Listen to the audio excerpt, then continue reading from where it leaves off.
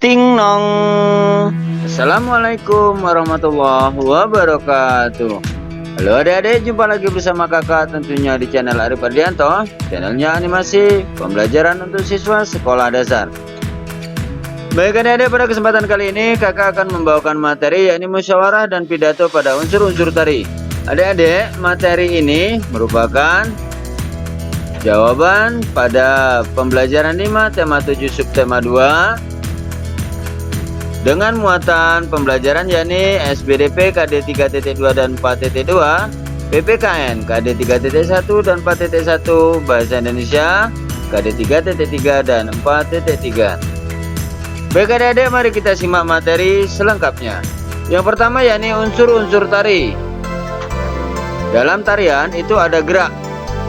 Apa sih kak gerak? Gerak tari merupakan gerakan indah anggota tubuh yang dapat dinikmati oleh orang lain. Gerak tari diperagakan berdasarkan ruang, waktu, dan tenaga. Gerak tari ini terbagi atas dua macam ya adik-adik, yaitu gerak murni dan gerak maknawi. Gerak murni, gerak yang tidak mengandung arti namun tetap mementingkan keindahan. Sedangkan gerak maknawi memiliki makna tertentu. Ini contoh gerak tariannya ya adik-adik. Selanjutnya ada tata busana. Tata busana tari meliputi semua pakaian yang dikenakan penari saat pertunjukan. Tata busana tari disesuaikan dengan konsep, tema, dan karakter, serta bentuk tarian. Tata busana membantu penonton menangkap ciri sebuah peran atau tokoh. Nah, ini tata busananya ya adik-adik, pakaian yang dikenakan saat menari. Selanjutnya ada tata rias. Dalam pertunjukan suatu tarian, penari harus merias wajahnya. Alat-alat rias yang digunakan meliputi bedak lipstik, pensil alis, perona mata, serta perona pipi. Tujuan rias wajah untuk mengubah tampilan wajah penari sesuai dengan jenis karakter tarian yang dibawakan. Ini adik-adik tata riasnya. Masih pada unsur tari, yang keempat iringan tari. Iringan tari merupakan bunyi-bunyian untuk mendukung suasana penampilan tari.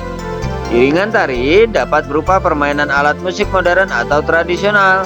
Iringan tari juga dapat berupa bunyi yang berasal dari gerakan tubuh seperti tepukan, hentakan kaki, siulan, ataupun nyanyian. Selanjutnya ada properti tari. Properti tari meliputi semua alat yang digunakan oleh penari dalam melakukan gerakan tari. Properti tari dapat berupa selendang, kipas, topeng, piring, kuda kepang, keris, tombak, tameng, atau benda-benda lain. Pemilihan properti tari disesuaikan dengan jenis tari yang akan ditampilkan. Terakhir, tempat pertunjukan.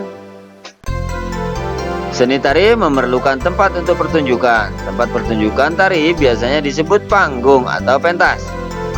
Pentas atau panggung terbagi menjadi dua, yakni terbuka dan tertutup. Pentas terbuka diadakan di lapangan, halaman rumah, atau di jalan, sedangkan pentas tertutup diadakan di dalam ruangan seperti aula, ruang kelas, atau gedung. Itu tadi adik-adik unsur-unsur tari. Selanjutnya, unsur-unsur tari bekarang. Tari bekarang ini merupakan tari hasil ciptaan yang dibawakan sendiri oleh siswi-siswi SD Negeri 8 Sekayu ya adik-adik. Yang pertama ada gerak. Nah, gerakan tari bekarang ini beragam dan dilakukan dengan cepat. Terdapat gerakan melompat, berputar, dan berjalan kecil. Tata busana. Para penari mengenakan kemeja panjang dan celana setengah tiang. Selendang yang digunakan sebagai ikat kepala serta ikat pinggang. Iringan tari. Iringan tari yang digunakan adalah rekaman gabungan alat musik tradisional dan modern. Properti tari yang digunakan adalah sanggi atau tangguk untuk menangkap ikan. Tempat pertunjukan. Ini tempat pertunjukan merupakan panggung terbuka ya di lapangan. Ini dipentaskan saat lomba tari se-Sumatera Selatan. Baik adik-adik, mari kita simak cuplikan tari bekarang yang dibawakan oleh siswa-siswi SD Negeri 8 Sekayu. Tari bekarang.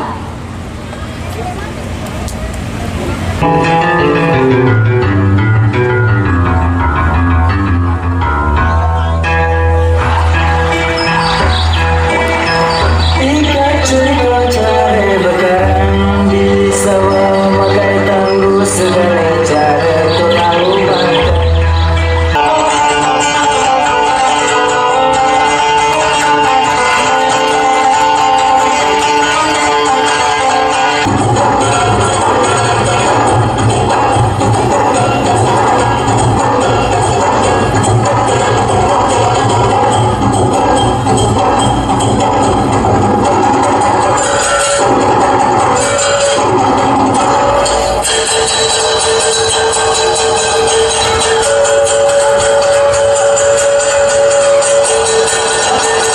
Untuk video selengkapnya silakan kunjungi channel Ardi Mesam dengan judul Tari Bekarang Siswi SD Negeri 8 Sekayu.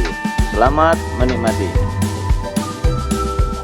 Kita memasuki kegiatan musyawarah di lingkungan sekitar.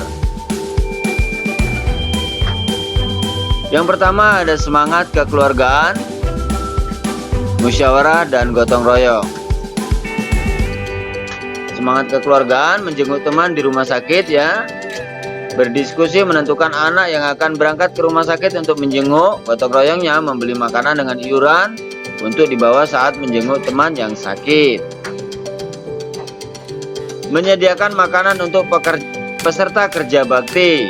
Nah, musyawarahnya mendiskusikan bersama menu makanan yang akan dibuat dan biaya yang dibutuhkan. Gotong royongnya membuat makanan bersama-sama untuk diberikan kepada peserta kerja bakti. Memperingati kemerdekaan Indonesia, mendiskusikan bersama kegiatan yang akan dilakukan dan biaya yang dibutuhkan.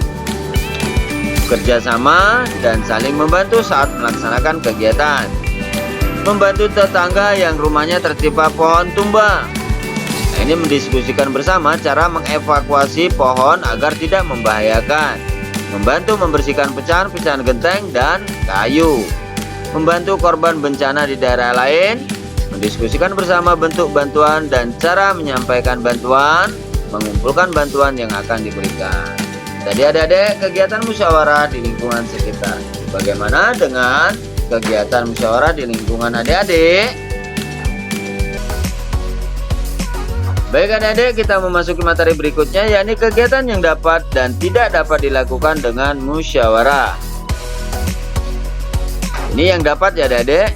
Yang pertama, mengerjakan tugas kelompok, menentukan aturan di kelas, menentukan jadwal piket, menentukan makanan ringan untuk kegiatan sekolah, menentukan tempat tujuan studi wisata. Itu yang dapat dimusyawarahkan. Sekarang ini ya, yang tidak dapat dimusyawarahkan. Apakah? Mengerjakan tes saat ujian di sekolah. Itu tidak bisa musyawarah ya, tidak boleh saling contek. Seperti gambar di atas ya. Menentukan makan siang untuk diri sendiri. Untuk diri sendiri kok bermusyawarah ya. Menentukan waktu untuk berangkat ke sekolah. Berangkat ke sekolah sudah ditentukan waktunya, jadi tidak perlu bermusyawarah lagi. Melaksanakan ibadah sesuai agama masing-masing. Ini tidak perlu musyawarah karena ibadah sudah ditentukan waktunya. Terakhir, menjahili teman sekelas. Nah, ini sering dilakukan oleh adik-adik ya. Untuk itu, jangan dilakukan kembali ya adik-adik.